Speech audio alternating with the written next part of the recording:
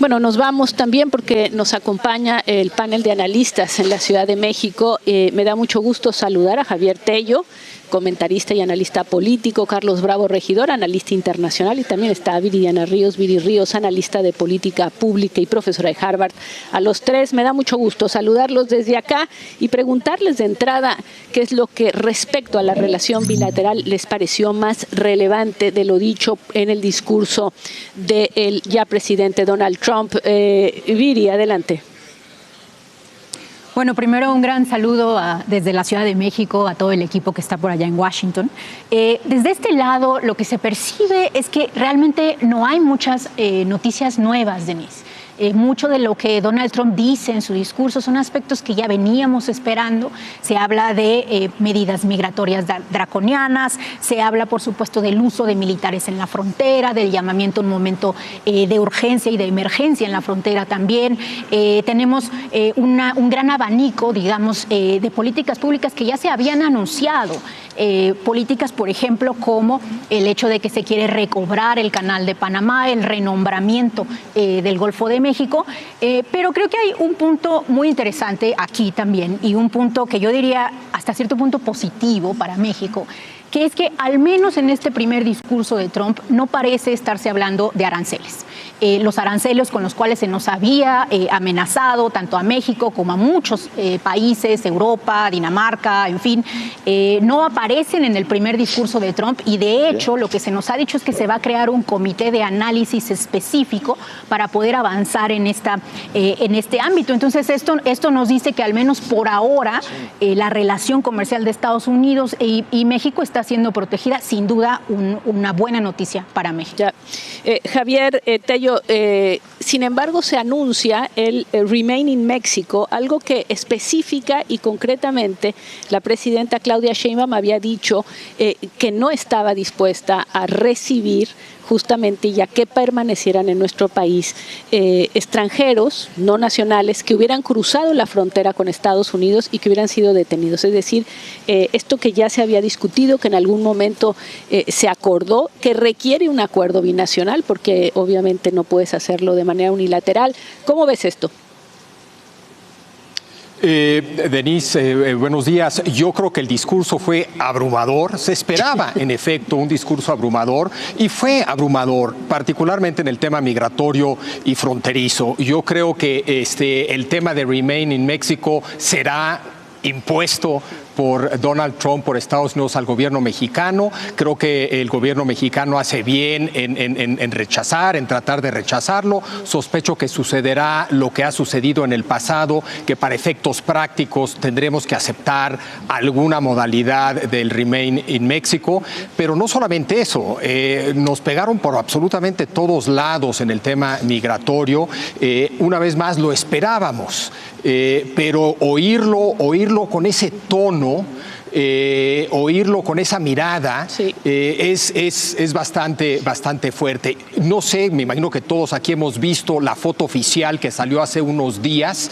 A mí me asustó esa foto y creo que lo que escuchamos es un discurso totalmente coherente con esa imagen que vimos en esa foto oficial. Hay que, creo que, tener muchísimo cuidado hacia adelante, prepararnos bien porque vienen momentos muy, muy complicados.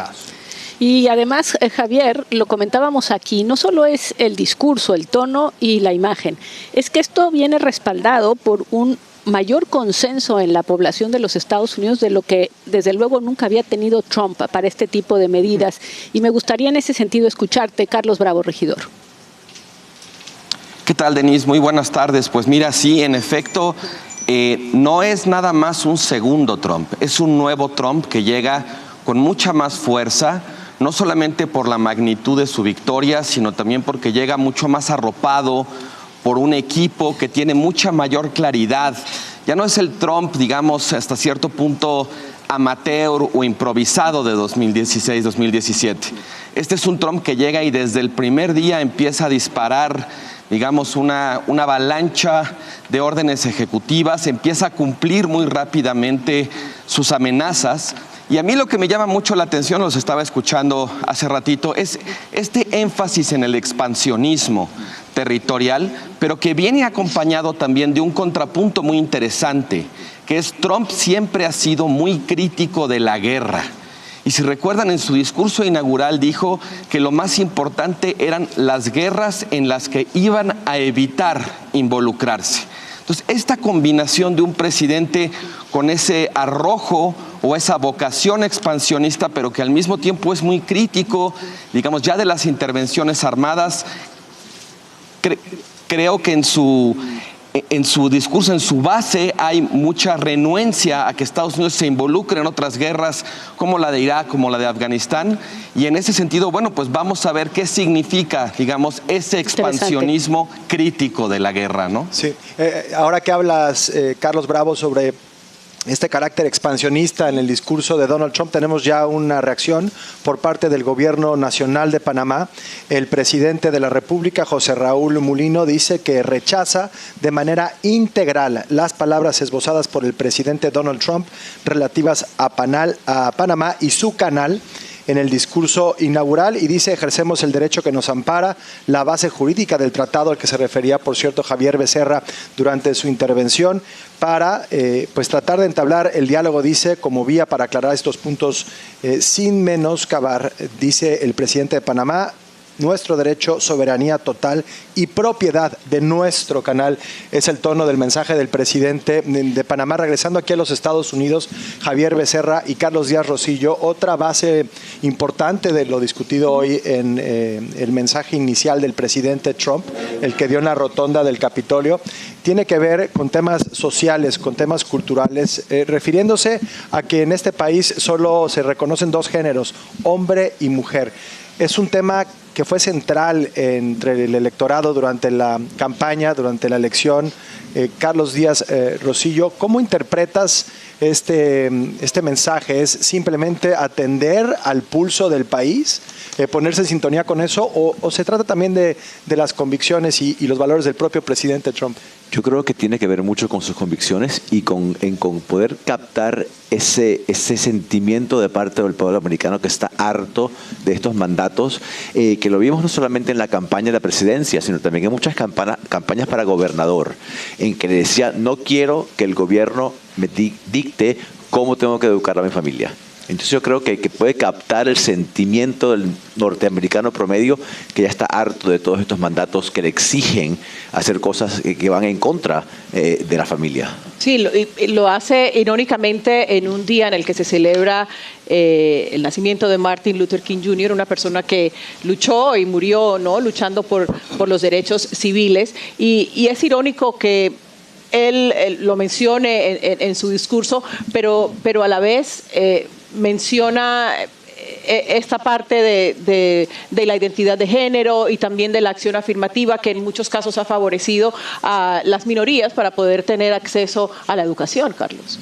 Bueno, pero ahí dijo muy claro que quiere que Estados Unidos regrese a la meritocracia, independientemente del color de la piel, de la etnia, que los que se eduquen, que los que tengan la capacidad de superarse lo hagan por sus méritos, no por otros temas. Secretario, ¿usted qué opina de Tal vez lo que es mejor como un presidente es no dividir el pueblo, hablar de cómo vamos a unirnos, hablar de dos géneros? ¿Por qué no hablar de solo un grupo, los humanos? Que todos somos humanos, vamos a proteger los derechos de cualquier persona que vive en este país y que vemos que todos cuentan, no queremos excluir.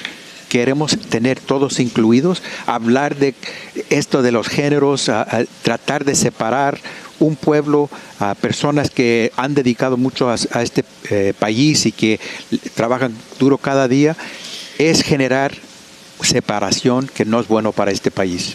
Permíteme hacerle la pregunta, pero ¿no fueron los demócratas los que han puesto un enorme énfasis en las especificaciones, en dividir, en separar? Es decir, ¿no es esto un backlash, como dicen, respecto a políticas y a medidas que fueron apoyando justamente los gobiernos demócratas y que están provocando, en parte, porque de otra son creencias, un retorno, una reacción por parte de la ciudadanía? Entiendo, Denise, lo que algunos dicen de eso, pero tenemos que recordar que muchos de estos grupos, de estas comunidades, eran invisibles, eran discriminados, y lo que muchos de nosotros hemos dicho es que no deben ser invisibles, deben ser incluidos. Ahora, el enfoque de hablar los que han siempre sido excluidos, claro, pone enfoque en ellos. Y como vemos con lo que está haciendo Trump con los inmigrantes, eso no quiere decir que no deberíamos defenderlos.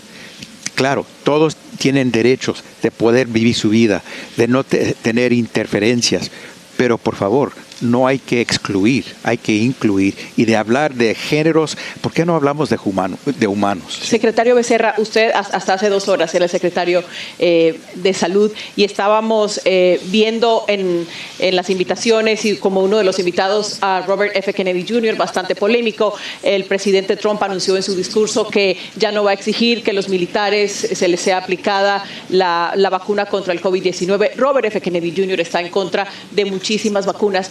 ¿Qué puede pasar con el país si es que él es confirmado? Y llegamos a una época de pandemia como la que vivimos hace 4 años. Bueno, primeramente tenemos que estar bien preocupados si el presidente le está diciendo a un soldado puede desobedecer la instrucción, la orden de su jefe, de un general, porque aunque es presidente, tenemos que tener soldados que hacen lo que dicen los superiores. Segundo, en cuanto de qué va a pasar con el próximo secretario de Salud y Servicios Humanos, la ciencia debe de manejar lo que hacemos para la salud del país, no la política, no los pensamientos de uno. Si vamos a hacer progreso, tener progreso en este país, si vamos a mantener la salud del pueblo, tenemos que basarnos en la ciencia y los hechos. Es lo que hicimos nosotros, por eso salvamos tantas vidas con las vacunas para el COVID. Ojalá el próximo secretario haga lo mismo. Pues sí, pues importantísimo, no solamente en el contexto de lo que se vivió durante la pandemia y que ya narraba el entonces secretario de Salud y Servicios Humanos, Javier Becerra, sino en lo que parece un movimiento global hacia el uso de la emoción sobre la razón, el uso de la desinformación sobre la evidencia empírica y el método científico, mientras vemos en la pantalla, como decía Ilia Calderón, al nominado por el presidente hace unos instantes hacia esta Secretaría de Salud y Servicios Humanos. La confirmación de Marco Rubio como el próximo jefe de la diplomacia estadounidense, Carlos Díaz Rosillo, parece inminente, bipartidista, se da primero a través de una audiencia en un comité en el que pues él estuvo y formó parte durante muchísimos años. Será el latino con el puesto, ya que hablábamos de Javier Becerra, lo que pasó con Miguel Cardona en la Secretaría de Educación, con Alejandro Mayorkas en la Secretaría de Seguridad Interna. Ahora Marco Rubio será el latino con el puesto más importante en el gabinete del gobierno de los Estados Unidos en la historia. Y el latino como el puesto más importante en la historia de Estados Unidos y probablemente el único miembro del gabinete confirmado hoy. Sí. Los demás esperan en los próximos días, pero hoy probablemente va a ser el único confirmado por el Senado. ¿Qué significa eso no solamente para la representación política de los latinos en Estados Unidos en esta administración, pero sobre todo para la agenda latinoamericana que se ha perdido y se ha diluido tanto en Washington? No se ha enfocado solamente en temas vinculados a lo que sucede en Venezuela, en Cuba, en Nicaragua, dando además entrada a los intereses chinos, que se ha convertido en el principal socio comercial de las economías latinoamericanas. Yo creo que es una gran oportunidad, un gran momento para las relaciones Estados Unidos-Latinoamérica. Tenemos a un secretario de Estado, lo tendremos en pocas horas, que de origen latino, que conoce muy bien la política latinoamericana, y vamos a tener a un subsecretario, el número 2 del Departamento de Estado, que también conoce la política latinoamericana, ha vivido en Latinoamérica, fue embajador en México, así que por primera vez tenemos al número 1 y al número 2 en el Departamento de Estado a cargo de la diplomacia de Estados Unidos, con un profundo entendimiento de la realidad política de la América Latina. Es interesante el tema de lo que hablábamos, esta guerra cultural muy propia de Estados Unidos, en donde se escucha al presidente en su discurso hablar de que ya solo se va a reconocer 2 géneros, hombre y mujer. Dijo también que se convierte en ciegos a las diferencias raciales, pero recuperando el principio de la meritocracia, efectivamente, en una reacción en contra de las medidas, de las acciones afirmativas que han permitido que minorías, tanto afroamericanas como latinas, ingresen, por ejemplo, a universidades. Han sido muy críticos con este tipo de acciones afirmativas. Dijo, se acabó lo que ellos llaman, desde el lado conservador, la ideología de género. Y me gustaría una reacción allá en nuestros amigos en México. Javier Tello, ¿cómo ves esto como un punto central? Quizá para el mundo que lo está escuchando sorprende, pero ayer cuando hablaba de estos temas Trump, me sorprendía, yo rodeada de gente de MAGA, de este movimiento, que les parecía fundamental. Fue de las cosas que más aplaudieron, ¿no? Denise, sin lugar a duda, es un tema que ha sido central, que fue central en la campaña en esta campaña de Donald Trump, que ha sido fundamental en los debates políticos en Estados Unidos en años recientes.